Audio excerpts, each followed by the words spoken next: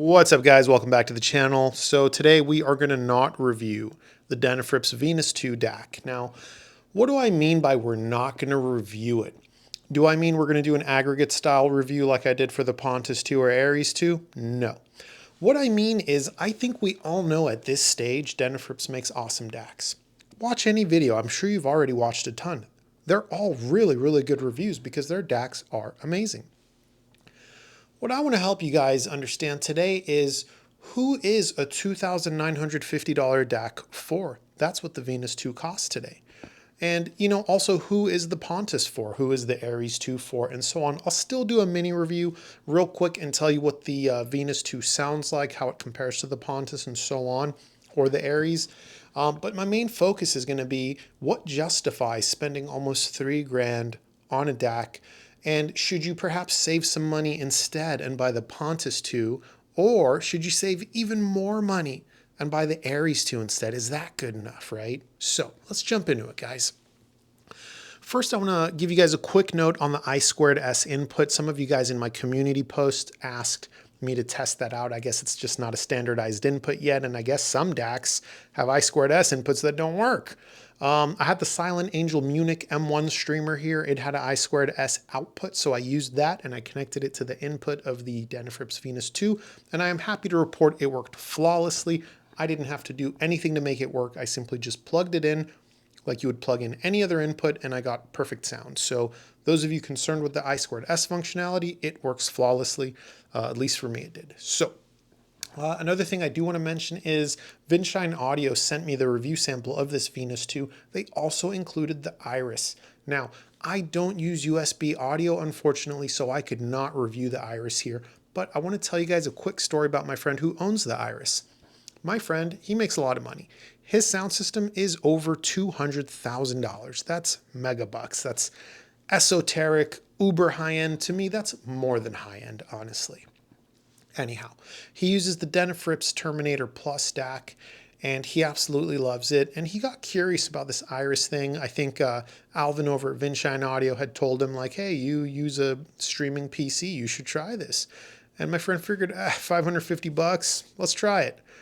My friend would later go on to tell me it was the best $550 he had ever spent on a single component in his entire audio journey. So if you're considering the Iris and you use USB audio and you've already got a pretty good DAC, based on my friend's feedback, you should totally try it. So Venus II, what does it sound like? How does it compare to the other ones? And who should spend $2,950 on a DAC? And who should save some money and buy one of the cheaper ones instead? Let's start with the top end, and I'll compare it to, I'll tell you which ones I'm comparing it to. So the top end is going to be open. It's going to have tons of clarity, tons of sparkle, highly, highly refined. If you've got speakers that are a little bit rough, Venus II could absolutely take a little bit of that edge off without any loss in resolution or clarity. The mid-range is going to be luscious. It's going to be a little bit on the warm side of neutral. It's going to be tonally rich, yet still be very open and expansive and engaging. I absolutely love the mid-range of the Denafrips DACs. All three of them, very, very good. The bass region is where the Venus II and the Pontus II differ most from the Ares II. Ares II's bass is going to be more juicy, thick, fat, a little bit boosted, if you will, but in a really good way, in a way that I actually really, really love. And in some ways, I prefer the Ares II in my system for that reason. Pontus II and Venus II have bass that is much cleaner, tighter, more articulate, better note-to-note distinction, and so on. The difference between Venus II and Pontus II is Venus II just kicks it up a notch. It takes it all to another level.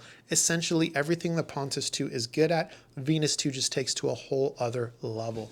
More clarity in the top end, easier on the ears, still lots of clarity, still really good detail retrieval, very open and expansive mid-range, and holy crap, holographicness, three-dimensionality, soundstage depth is all on another level.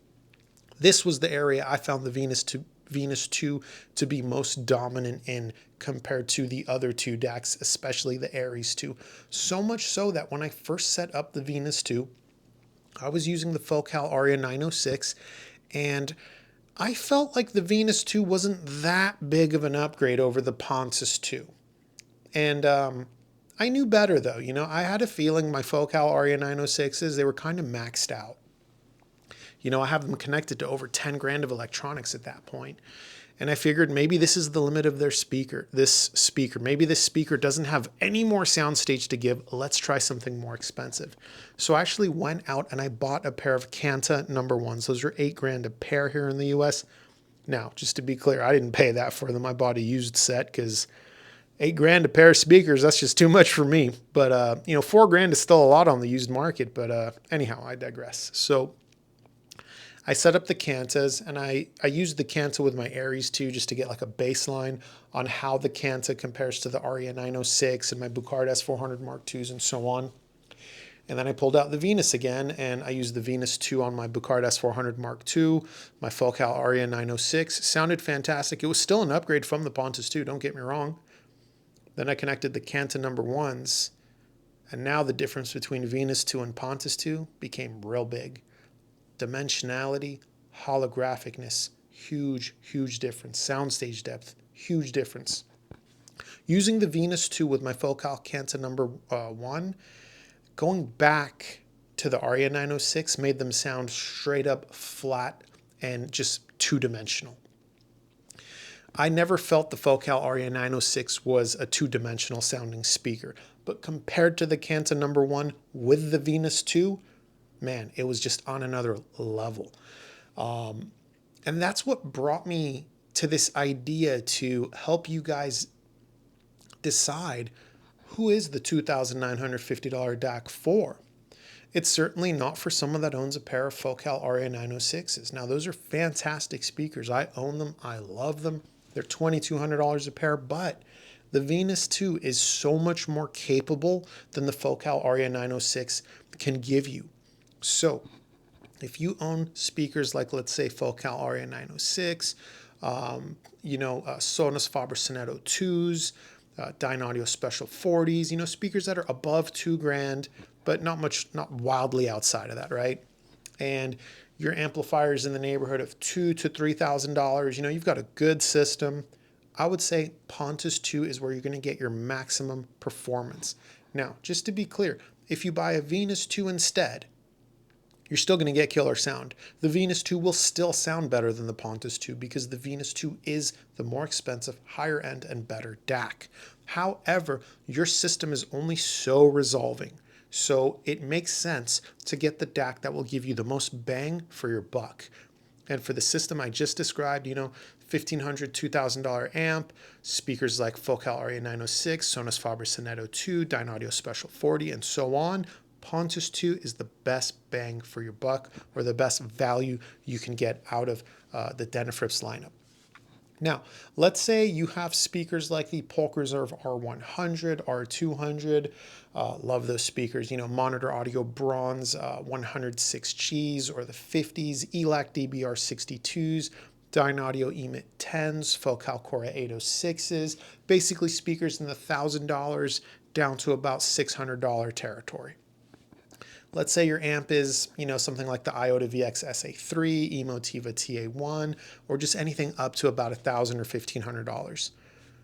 If you buy a Pontus II for that system, it's going to sound incredible.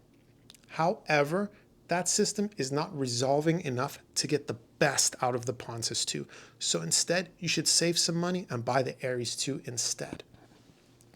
Now, let's be clear on one thing here, guys. If your system is the one I just described, but you're going to be upgrading in the near future and you want a DAC that's going to be a little bit more future-proof, by all means, get the model above what I'm recommending. I'm just trying to help you guys see where I think the best value is based on how the rest of your system is set up. So that brings us to the question of this DAC, the Venus II.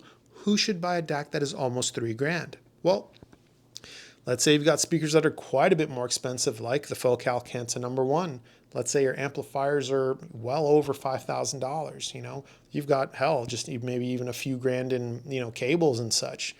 Basically, between your speakers, your preamp, your power amp, you're in the $10,000 to $15,000 price range already, not even counting cables.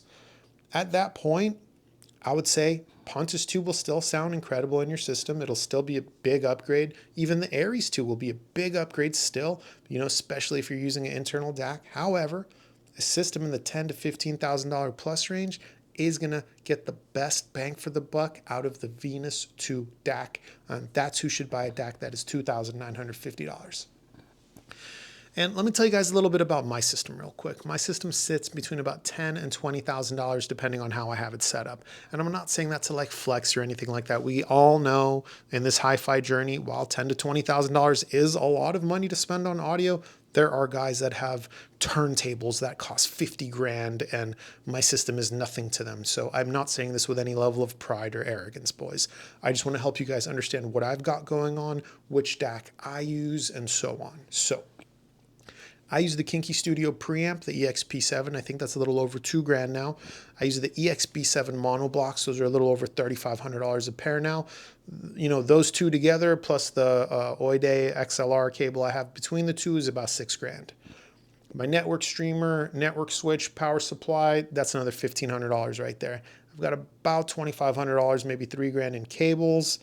What else is going on here? Another, you know, anywhere from $1,500 to $4,000 or $5,000 in subwoofers, speaker stands, furniture. Who cares about all that stuff? You guys get my point. And then depending on which speakers I got connected, you know, that makes up the rest of the money. So I use the Ares II, believe it or not. That's the DAC I own. When I ordered it, I talked to Alvin at Vinshine Audio, and he was like, hey, man, your system's kind of higher end. You know, Ares II is fantastic, but you really ought to get Pontus II. And I didn't listen. I bought the Ares II because I was being cheap. And I was using the internal DAC of the Bluesound Node 2i at the time. So let me tell you guys, look, even though the Ares II is too like low for my system, it still sounds so good. I absolutely love it.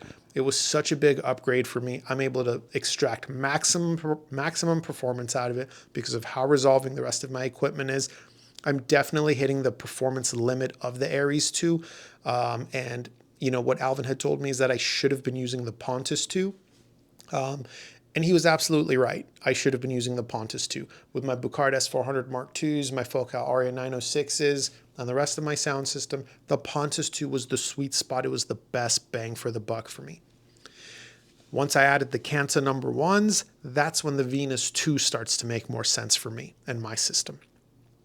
What I'm basically saying here, guys, is if this video didn't help you decide which Denafrips DAC to buy, email Alvin over at Vinshine Audio. He's pretty darn good at telling you which DAC you should buy, and you should take his advice. The guy knows what he's talking about. He really does. So that pretty much brings us to the end of all the things I wanted to talk about in this video.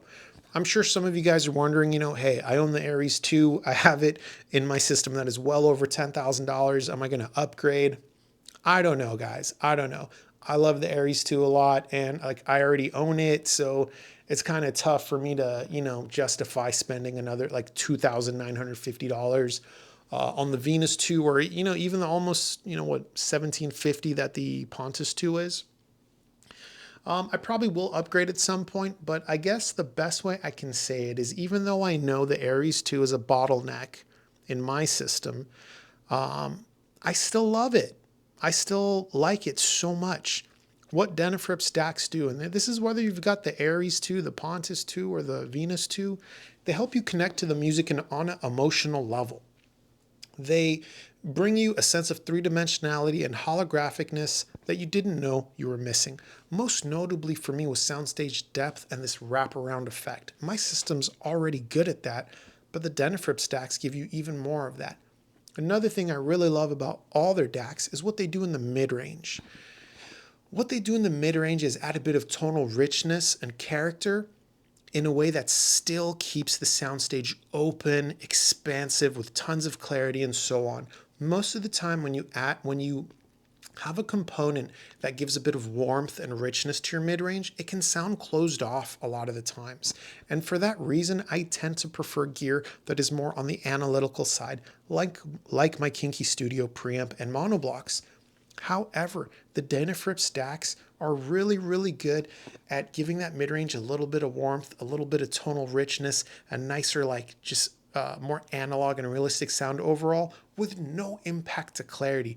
In fact, they seem to boost and improve the clarity in the mid-range, making it more expansive, having better depth, having better focus around the singer, having that vocalist project more into the room in a forward manner with a ton of air and space around them. So I know I've told you guys a lot. I've told you what I like about all their DACs. I told you what the the Venus 2 sounds like. It's killer. All their DACs are killer.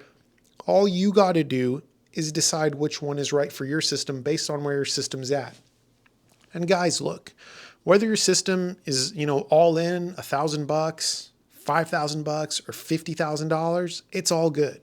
We all start somewhere and we all got what we got. When I started this YouTube channel, I think I was using the Emotiva TA100. That was $400 at the time. I was using the, I want to say PSB Imagine Minis. I had bought those on sale for like $450. So I was like under $1,000. And then for my source, I was using the, like one of those cheap Bluetooth adapters off of eBay that are like $19. And I was just streaming, Apple Music MP3s to it. That was my sound system when I first started this channel, guys. There's a reason I've deleted some of my older videos. They're a little bit embarrassing. So, Rome wasn't built overnight. And again, like the ultimate goal of this hobby is that you enjoy your sound system. Whether it's $500 or $50,000 doesn't matter. I enjoyed my sound system just as much when it was very affordable as I do now that it's very expensive. Of course, I enjoyed it in a different way. But I guess the best way to say it is this. I think we can all agree that a nice, beautiful, $50, $80, $100 ribeye steak is an incredible meal. But I think we can also all agree that a McDouble from McDonald's always hits the spot. Always. You know what I mean? It's you're never too good for that. So anyways, I know we've reviewed some expensive stuff recently, guys. Don't worry. I got some more affordable gear coming. We're going to talk about speakers, in the next couple of weeks, maybe months, that are more in the like $100 range, like those cheap Sonys everybody raves about. ELAC has a super cheap speaker in the $100 price point. I also got those CSS Crichtons, the 1TDs, Bowers & Wilkins 607 S2 anniversary. So we're going to find out if Andrew Robinson was right. He said they were so bright. I got some subwoofers here that I can't talk about yet. Yeah, that's really exciting actually. But like I said, I can't talk about it. So I'm not going to talk about it because I can't. Yeah, look guys, I hope this video has helped you out. Again, if you still need a little bit of guidance, email Vinshine Audio. Alvin is so good at making sure he gives you the most accurate advice. All the advice he's ever given me has been bang on the money. I do want to close this video with a new outro. I used it like 2 videos ago, and a lot of you guys seem to like it. And I was speaking from the heart when I said it, and I am speaking from the heart again still. If anything I said in this video offends you, upsets you, bothers you, if you felt personally attacked, maybe in one of the portions where I was talking about money, I just want you to know I really don't give a shit. That is your personal problem. If you are emotionally weak and frail and a YouTube video that's designed for entertainment purposes hurts your feelings, that's more of a reflection of you than me. It's not my fault you come from a weak and timid bloodline. You should work on yourself and try to be a stronger human being that is, less impacted by others, especially strangers on the internet. Wow, that was a little bit more than I expected to say, but I said it and I'm going to stick to it. So, end of the day, guys, I understand $2,950 is a lot of money, but you're getting a lot of DAC. Venus 2 is fantastic. I'm going to be very upset when I have to box it up and send it back because this is just a review sample. However, I will find solace and peace in knowing that I still own the very capable Ares II, and that will continue to be my DAC that I use for now. If you have any questions, ask about them in the comments below. This YouTube channel does also have a free Discord server. Feel free to hop in there. And until next time, guys, later.